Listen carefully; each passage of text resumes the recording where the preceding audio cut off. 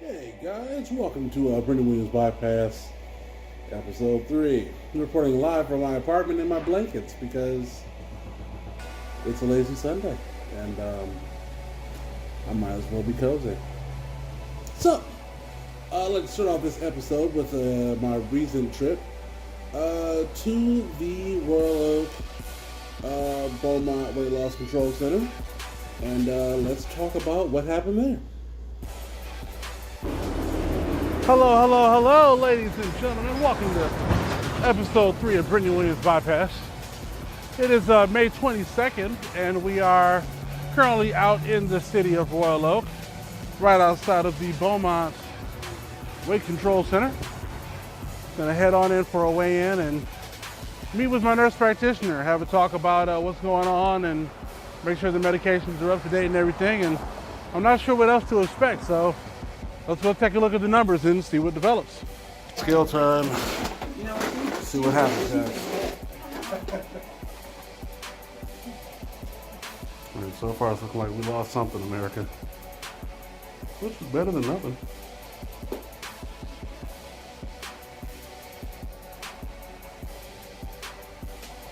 $607, $606, somewhere in there.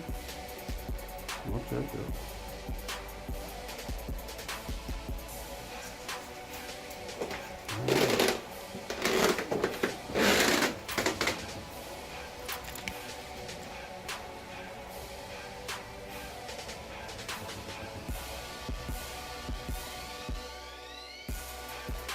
Yes, a boy lost 15 pounds. 15 of the pounds. 15 in your nicotine. 15 of them pounds. 15 of thighs. Yeah. So I'm pretty excited about being able to lose that 15 pounds. It just shows that the workout changes, the water, the salads, they're doing something, you know what I mean? Like, they're not just lifestyle changes that aren't working, they're actually working, and it's actually proving to be to my benefit. So I'm hoping with the next visit, I'll shred even more. The goal is to go ahead and, continue to burn the weight that the doctors want me to burn so I can stay on schedule with my weight loss surgery. So here's what came next. So literally the next day, I got a call from the Beaumont Sleep Study Center, and they had a cancellation and couldn't move my appointment up. So I decided that Friday after work, since we got off early, I just go ahead, head up there, and have my sleep study. That was a little bit of an adventure. Okay, true believers, good news. My sleep study was moved up by a week. So, here I am at the Beaumont Sleep Services in Southfield. And I'm gonna go try to take a nap until 6 in the morning with several machines attached to my face and body and stuff. This should be interesting.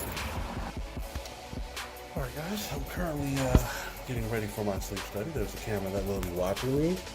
Here's the bed that I'll be sleeping in. There's the equipment that will be hooked up to all this beautiful face and whatnot.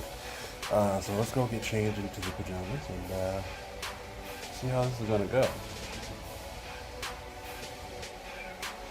So, as you guys can see, I am wired up here for the sleep study. They have me connected in lots of different ways to this doodad hickey, which connects to that doodad hickey, which connects to a bunch of other doodad hickeys, which basically is going to measure how I sleep. If I can get any sleep like this. We're going to try. Normally I'll sleep sitting up. Obviously I have to try to lay down. Preferably on my back. It probably won't last That long? This is crazy. I look crazy. Like Halloween, out of a movie. But yeah, we're gonna try to get some sleep like this and see what the readings are. I'm pretty sure I have sleep apnea, but all this data will help assist in the weight loss surgery process, and hopefully we can get it done in one reading and I won't have to come back twice. Can you imagine having to do this twice? Twice.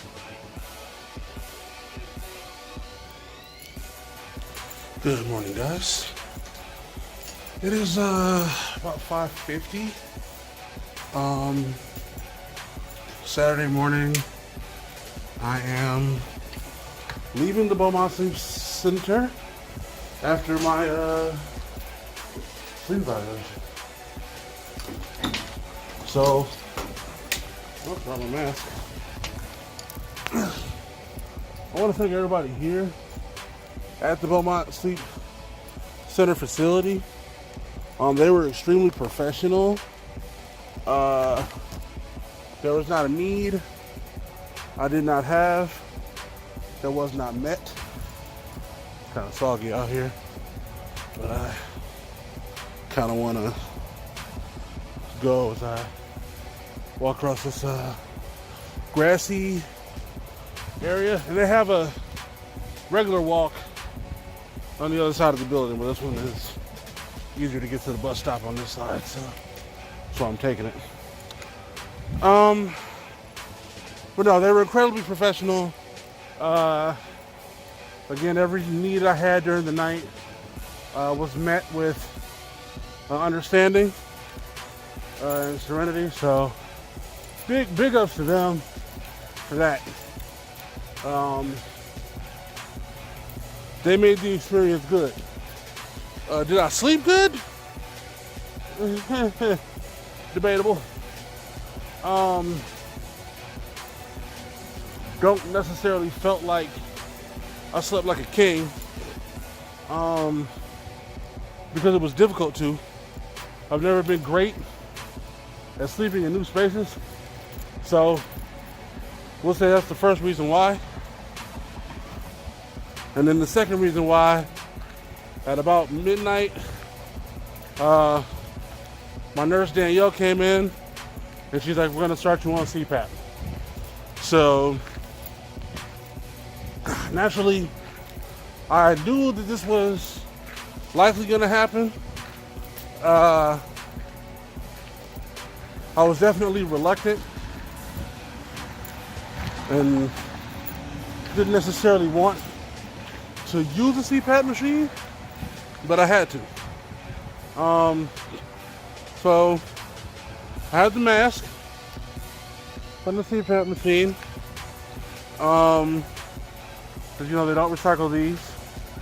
And of course, if it fits great, they say you can keep it.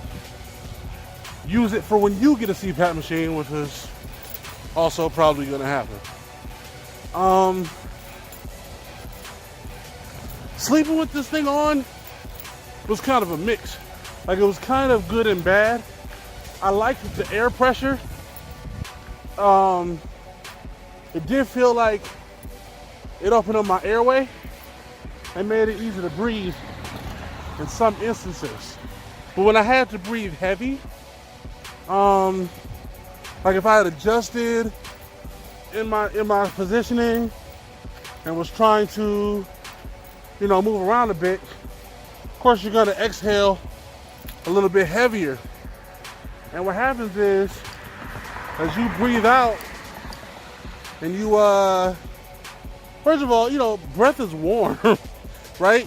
So, there's all that warm air around your nose and your mouth. It kind of messed with the cool air that was being pumped through the machine, that pressure. That didn't feel good.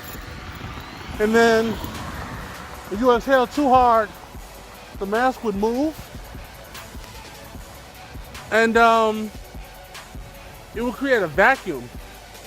So you'll kind of feel like you're your nose and your mouth will get lightly sucked on for a second if you exhale too hard. I guess it would create an airlock somehow while the air is escaping the mask, and that made it hard to breathe.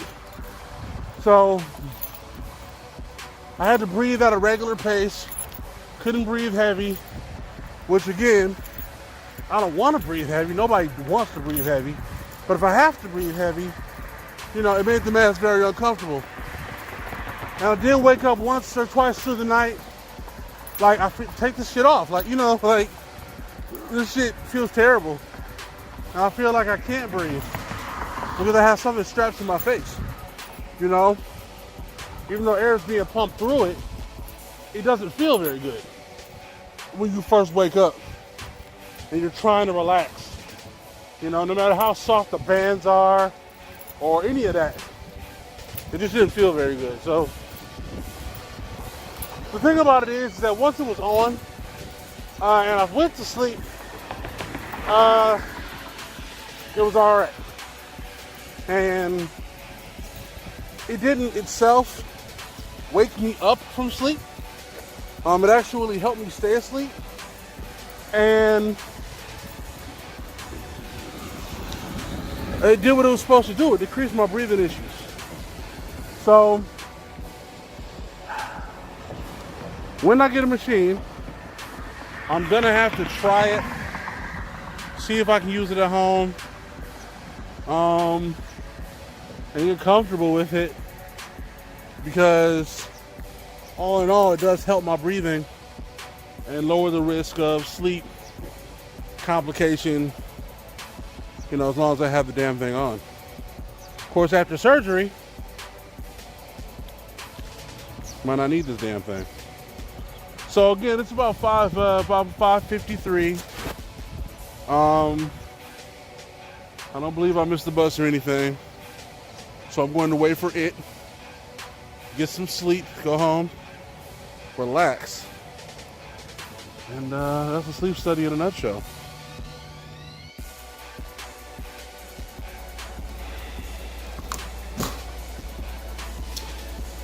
If I don't have to wear one of those too soon, it'll be a beautiful thing. That was crazy. And, I'm pretty sure that I'm going to have to wear one for a while. I heard there are different types of face masks. So hopefully there's some. I heard the full face mask is not as bad. And there's one that doesn't cover your nose, just your mouth area. So hopefully it won't be terrible. It is what it is. So guys, those are all the updates for right now. Other than that, it's just a matter of continuing with the salads, continuing with the water, continuing with the workout, and continuing to see positive changes. I also need to continue with the lineup. This beard is getting a little reckless. Anyway, so that's it for this episode. Thank you so much for tuning in. And I'm going to snuggle in to get warm. Catch you guys on the flip side for episode 4.